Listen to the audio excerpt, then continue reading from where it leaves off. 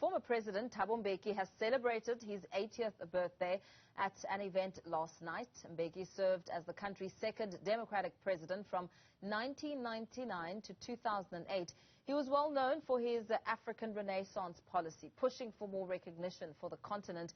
His tenure as president was also marked by what many now see as a golden age for economic growth.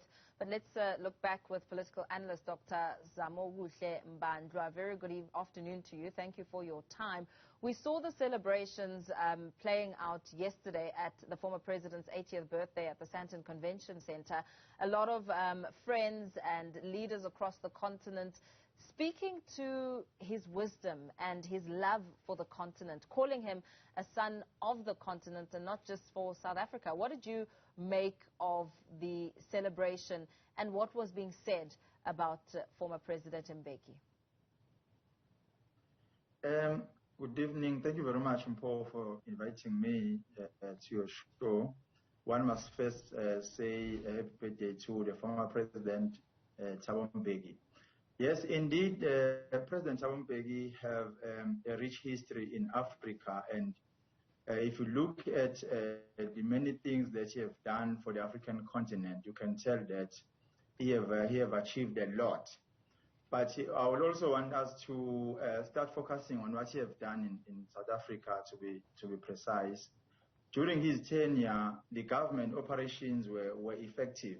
Even the level of corruption was not at a level that we have seen in the recent past. And I think he have achieved a lot. And he also inspired the confidence in many African leaders. And the thing that he have done for the African continent is very good. And many people were looking up to him, even African leaders.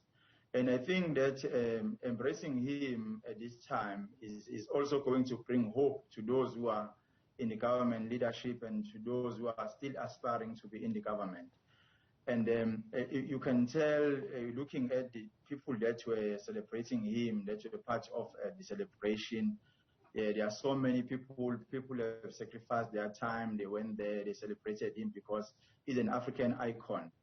And I think, indeed, he was a very good leader. Of course, he will have his weaknesses like any other leaders. No leader is perfect, I want to believe. And he had these weaknesses like any other leaders. But in terms of the operations, the government, he have achieved a lot. And some of the things that he have done today really give us hope that those who are coming after him and those who are looking up to him can maybe aspire to be like him, and maybe they can do better for South Africa and the African continent. His wisdom and honesty are some of the qualities that came out very strongly yesterday as he was being celebrated. And we also saw a message from President Cyril Ramaphosa where he said that it's an honor for him and the government to count on Mbeki for advice and support. Talk to us about that role in terms of being a support structure and being very frank about some of the corruption and all the elements that are playing out within the ANC. I think President Thabo Mbeki was very clear. He was not a person who had mixed thinkings. He was a leader. He was not a business person. Because some of the problem that we have in our government leaders is that people occupy leadership positions in government. On the other hand, they are business people. So with him, his ambition was to lead the country and to better the lives of the people. He was not interested in business. So of course, if you are a leader who is not interested in business, you don't want to be rich, but you want to change the lives of the people. And I think that is his wisdom, and he has been able to change the lives of many people. There's nothing wrong with being in government and also being in business, but there's a conflict of interest if you are in the leadership positions in government, and then you are entrusted with the responsibility to represent the interest of all people. And then if you are more likely to end up not being objective in your decisions if then you are also a business person, you are conflicted in business, because you will end up not, because in business, Paul, the main motive for businesses is to make profits. On the other hand, in government, the main motive is to change the lives of the people and to deliver the services to the people. So now you have two objectives to achieve, and then which one would you prefer? If you're in business, you want to make profits. You are in the leadership, you want to change the lives of the people, then it becomes a problem. And I think with him, we cannot associate him with business interests, because his interest was to change the lives of the people. And I think he has done extremely well in terms of making the lives better for the people. And one of the things important that we don't embrace him for while he's still alive is the government operations in terms of the GCIS. During his tenure, the GCIS was very effective, and he was able to communicate with the people in terms of the achievements of the government. But nowadays, you hardly see the developments or the programs that are being offered by government. I think the GCIS during his tenure was very, very effective. And if you look at how it is today, you can tell that there has been a change, and we don't see exactly what is happening in terms of the operations.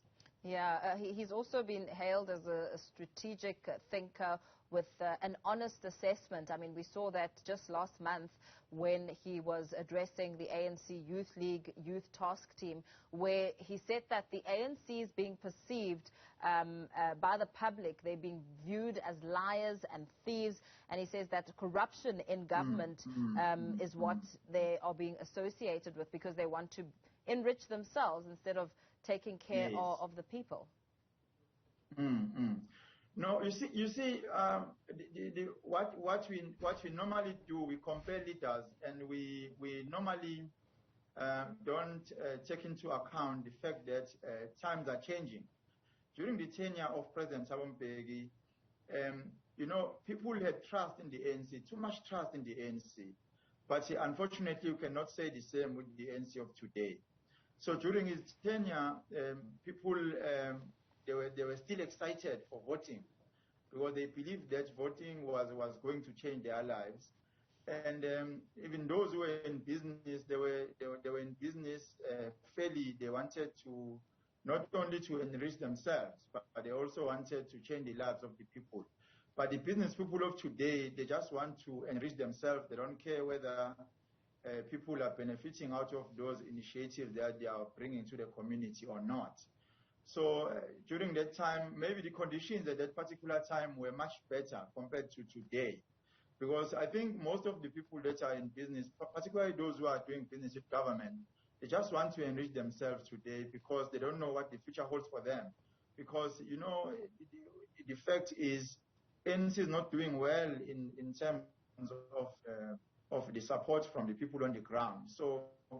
So if you have an opportunity to be in business, you want to exploit whatever that you can exploit at this time, because it's not guaranteed that ANC will win elections in the next elections, and maybe in the next few elections to come.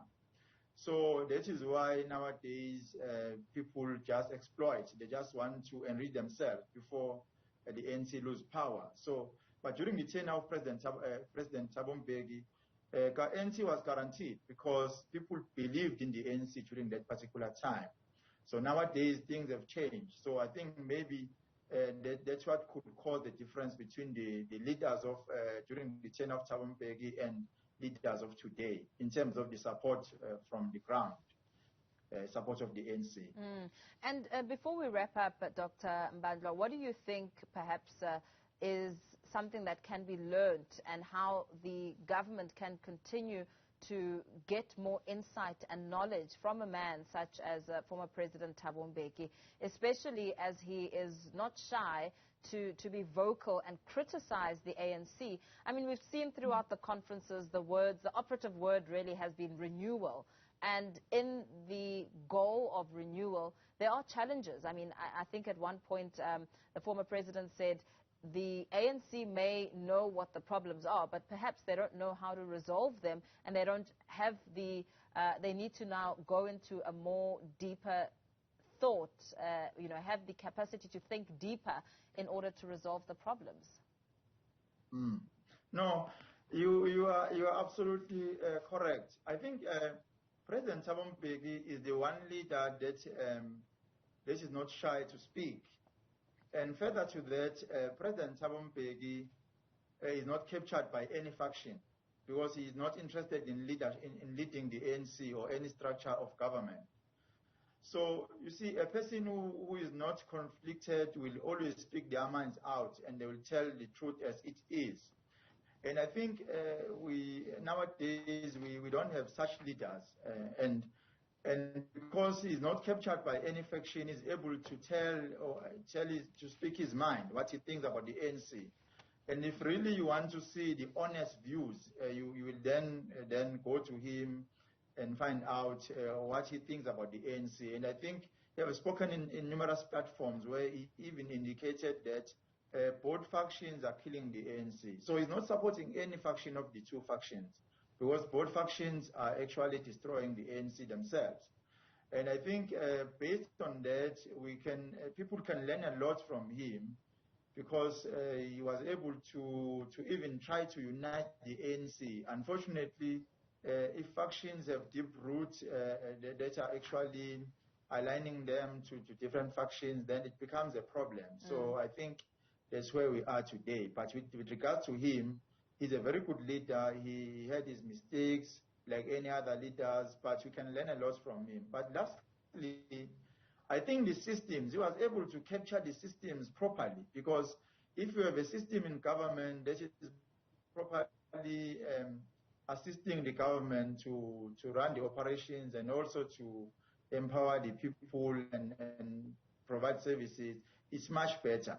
But now I don't know, because during his tenure you can tell that his focus was mainly in government operations than the political organization. Yeah, very well. And he excelled in government operations, because the system was very strong. People were not able to eat in government. Okay, our line doesn't sound very clear, Dr. Zamokuhle Mbandlwa. Thank you so much for your time. Thanks for weighing in on this discussion.